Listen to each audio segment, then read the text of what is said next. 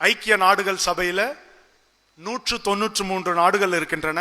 இந்த 193 நாடுகளில் வெறும் 7 நாடுகளிடம்தான் நவீன போர் விமானத்தை உருவாக்கக்கூடிய தொழில்நுட்பம் இருக்கிறது. அந்த 7 நாடுகளில் நமது பாரதமும் ஒன்று. உலகத்தின் 6 நாடுகளிடம்தான் அணுசக்தியில் இயங்கக்கூடிய நீர்மூழ்கி தொழில்நுட்பம் இருக்கிறது. அந்த 6 பேர்ல நாமும் ஒருவர். உலகத்தின் 5 நாடுகளிடம்தான் நவீன பாலிஸ்டிக் மிசைல் டிஃபென்ஸ் என்கிற ஏவுகணை தொழில்நுட்பம் இருக்கிறது. 5 பேர்ல நமது பாரதமும் ஒன்று. உலகத்தின் 4 நாடுகள் தான் நிலவில் மிருதுவாக தரையிறங்கி இருக்கின்றன.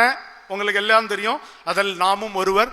உலகத்தின் 2 நாடுகள் தான் தி ஃபாஸ்டஸ்ட் சூப்பர்சானிக் குரூயிஸ் மிசைல் என்கிற மிக வேகமாக பறக்கக்கூடிய மிகை வேக ஏவுகணை தொழில்நுட்பம் கொண்டு அந்த தொழில்நுட்பத்தில் ஏவுகணைகளை உருவாக்கி அதை போர்ப்படையில் சேர்த்திருக்கிற நாடுகள் 2 நாடுகள். 2 நாடுகளும் சேர்ந்து இதை செய்திருக்கின்றன.